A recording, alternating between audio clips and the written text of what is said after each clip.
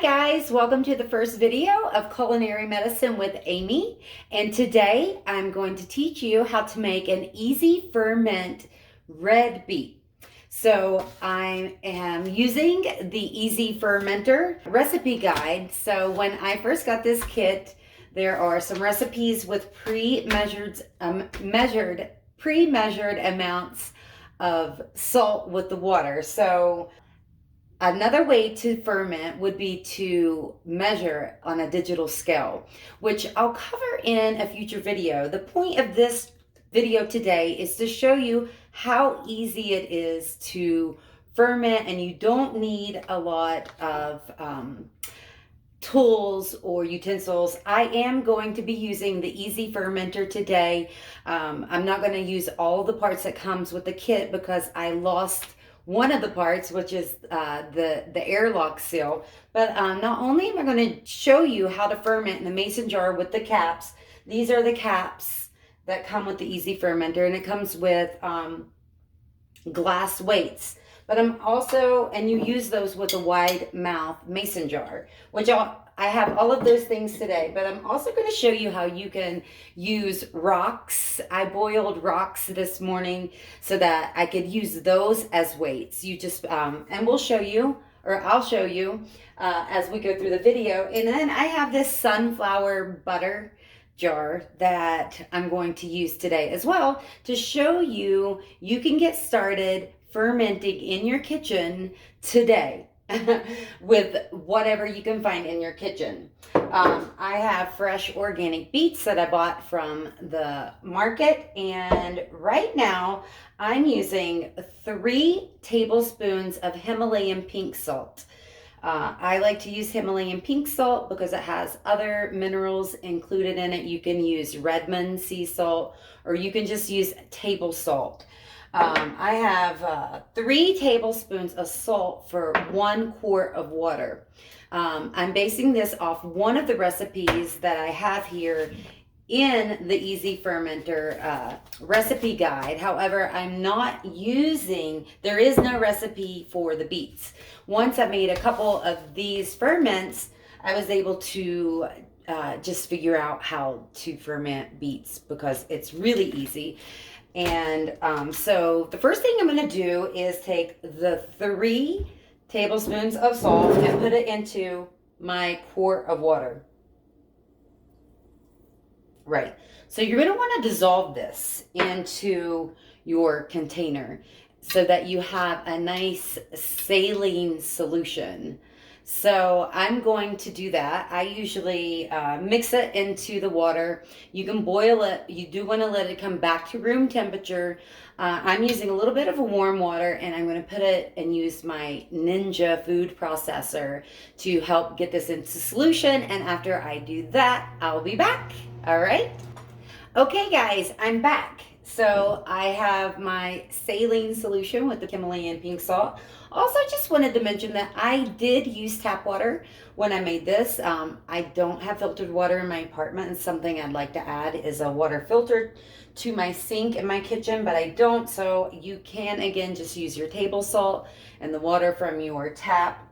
If you like. I did buy organic beets, and today I'm going to, so my preference, you can slice the beets, you can shred them in your food processor or on a grater, and I might try that in another video. But what I have recently been doing that I really enjoy is I just thin slice the beets very thinly. My sister had sent me a set of Kyocera ceramic knives, which are amazing, but if you look closely, like, these were so thin that they break really easy, but they still are super, super sharp.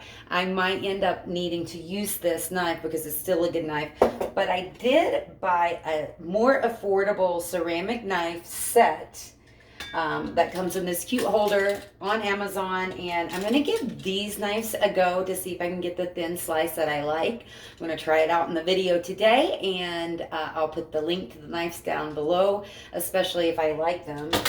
I'll let you know where to get your own set of these, and they do come with a peeler. So the thing, I haven't used the peeler yet either. you can peel your beets. Let's see. So I could do that if I wanted. However, a lot of recipes will show you and tell you to peel your beets, but because I sliced them so thinly, I just gave them a rinse, let them dry earlier. I'm going to cut off the tops like this. So I'll just, and Smith loves these, so I usually save them for him and keep them in the freezer. So I'll just chop those off. And again, so this is a little bit thicker of a knife than the Kyocera, which cuts a lot easier through the beets. So I might end up using this Kyocera. I'll put the link to this one down below too. It came in a set of 3 knives. Love these knives. I might rebuy them. They're about $65 for the set of 3 last time I checked on Amazon. But I'm going to continue to try to use these. So usually what I do and what I've been doing is just at this point, chop them in half. Again, if you look, I don't know if you can see that. It's a little thick, so it might have it has a sharp edge, but it goes to a little bit thicker. So I'm not really enjoying the cutting experience for the beets with this, and I don't think I'm going to be able to get the thin slice. So I'm probably going to use the Kyocera, although these are excellent knives for other jobs. So there you go. I start with chopping them in half, and then now I'm just going to start chopping these, right? So I'll catch that, and I'm going to speed up the video while I chop and hopefully get it at a good enough angle, and then I'll be back. So I did actually start using this cheaper set of knives, and I am getting a pretty thin slice on these beets with it. So yeah, I'm actually quite happy with how thin I am able to slice these beets with this.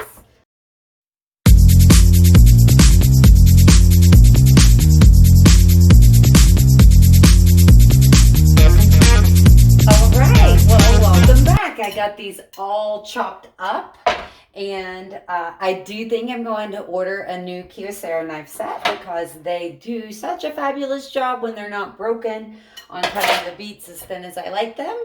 But anyway, nevertheless, I got them all chopped up. Can you see?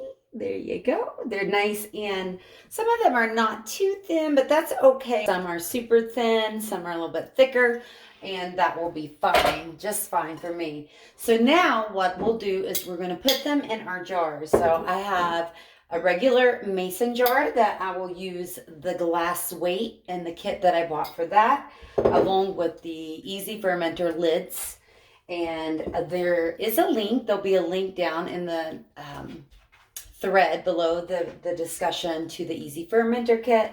And if you are watching this video close to when I made and shot the video at the beginning of 2021, I am going to be doing teaching a fermenting class, and I'll do a giveaway to those people who sign up for that class. I'll have a giveaway, a door prize. And but then I have this sunflower seed butter container that I'm going to show you how you can just use a jar. I prefer glass just because plastic is so toxic no matter what kind. So I will use this glass jar. You could use plastic theoretically. And in this one, I will use one of the stones that I found this morning and boiled as my weight. And I'll show you why you have to use a weight. So let's just, again, I'm going to fill these jars up, and I'll do that in fast forward, and then I'll be back. Okay guys, welcome back. So I have my jars full of beets stacked in there. I don't know if you can see that. Sometimes when I get them thin, I get a better little stack more tightly, but that's okay. It doesn't matter. There are no rules except that you don't want air to be in the beets. I'm going to show you how to get all the air out. I have a few more here that I'm just going to stuff into the top of each of these, and there we go. So the next thing that I'm going to do is I'm going to put this to the side, and I have my saline solution. So we have the saline solution that we made in the beginning and let that cool to room temperature. We have our sliced beets, that were rinsed and sliced. So that was super easy to do, both steps. The next thing that we have is we want to pour the saline solution over the beets, right? So there's a lot of salt in this solution. I usually only use 2 tablespoons per quart, but this time I wanted to get a little more sour a ferment, and so I'm using more salt, but you have by all means the ability to like play around with that. A lot of people, there is a science to the fermenting, and you do want enough salt, saline, so that other bacteria doesn't grow. But also you can play around with it to the taste and the flavor that you like. So anyway, I'm going to shake that up. Just help it go into solution. If it's not completely into solution, that's perfectly normal. At least it is in my house. And it hasn't really affected my ferments. So, all right, so I'm just going to pour these over the jars, and maybe I'll turn around so you can see me do that. Pour that in. You want to cover all of the beets. Right, so that's a start with that one. So I pour it up. You can see, I think, like, actually when they're not packed in as tight, it's kind of easier for the liquid to cover all of the beets. But I'll show you what I do. Again, you can order a special tool to get the air out. I use a butter knife. So there's really, you can make this super simple. Shout out to my friend Renee in Binghamton, New York, who got me started on fermenting and got me over the fear of like creating, I don't know, a bomb. I don't know what I thought I was gonna do, because you can't really mess it up. Well, you can, but there's lots of forums and people to help you, and you'll know if something doesn't look right usually. But again, as long as you get the air, keep the air out. Air is bad. That's going to give you aerobic activity. You want the air out, and you want everything submerged. So I use, again, I'll show you on the mason jar, but I just get the air out with the butter knife. So I just kind of slide it around, you know, tap, tap, tap, tap, tap, tap, you know. You can see it comes down the side. There's not really any air in this one. Again, I didn't pack them in as tight as I normally do. So, and then if you're using the Easy Fermenter Kit, you have these weights. And usually they say you want some head space but I press everything down, and, you know, this might overflow. So I should probably do this in the bowl, so I don't make a mess all over the place, which I make messes all the time. Everything's cleanable. You just see, this is going to go over, but not too much, right? So you see how I'm just pressing that down, that weight. So the weight keeps the beets or the vegetable or whatever it is that you're fermenting, keeps it in solution. And you saw I got all the air out, and usually when you press down, that really pushes the air out as well. And now the Easy Fermenting Kit lid has this one-way valve so that the gas can come out, and you'll see like my solution goes all the way up to the top, which also allows it's less air, right, in the container. And these also have 31-day calendar counters, so every day you can like count your days. I don't do that. I'm going to be honest. I just kind of know in my head when I fermented something, and I keep an eye on it. But it's there on this kit if you want to count the number of days, like every day, like especially with your first time, you might be 1, 2.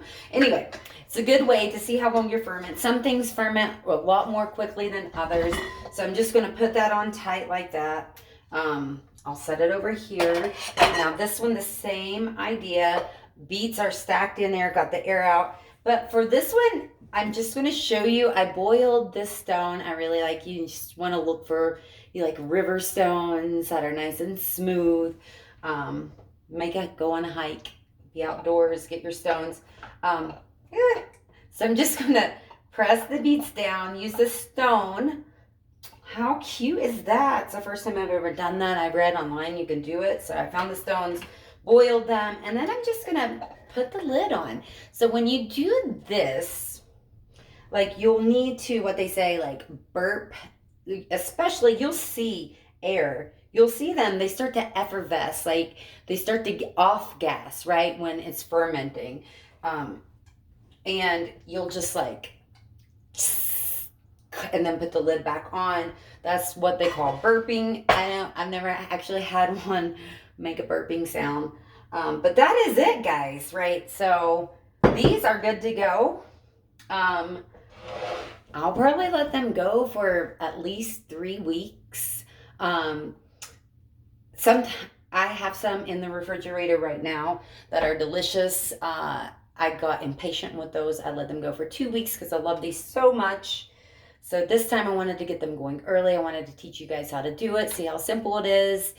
And so what I want you to do is I want you to get your own batch going. Let me know how it goes. Comment below with any ideas or if there's anything else that you want me to do a class on. So, all right, guys, we're a video. Thank you so much for joining me. That was super fun, and I'll see you again soon. Bye for now.